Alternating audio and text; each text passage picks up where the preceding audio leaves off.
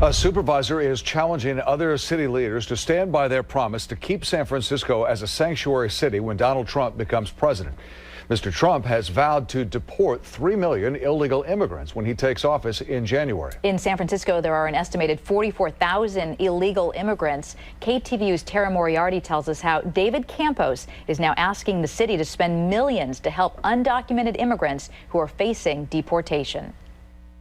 We want President-elect Donald Trump to know that there is nothing more American than immigration. Fighting words from Supervisor David Campos, who was brought to America illegally when he was 14 years old. It's not something that I'm ashamed of.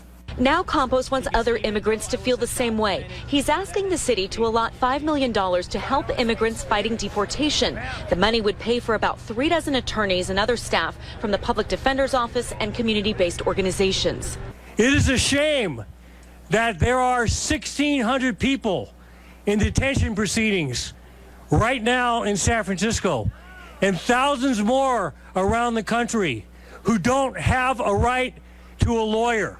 I was a detainee here in San Francisco in 2014. Isolda Matamoros Castro fled war-torn Nicaragua with family when she was just 2 years old. The soldiers would come and they would round up our families and they would shoot us in the head. Castro is now raising her son Elicio. She says she worked cleaning houses while she studied for a nursing degree. But 2 years ago, she claims one of her clients wrote her a bad check. She was sent to a detention facility on fraudulent check charges, which were ultimately dropped.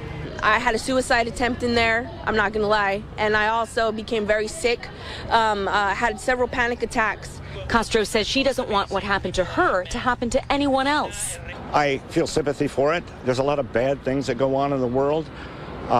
We should do what we can to help people, but that doesn't mean we should throw our doors open and throw our common sense out the window. Rick Altman heads an organization called Sovereignty Matters. He says San Francisco needs to dissuade immigrants from coming to the U.S. illegally. And that means cutting off jobs and welfare and sending a deterrent message rather than the welcoming message. If you believe that San Francisco should remain a sanctuary city, then prove it by supporting this proposal.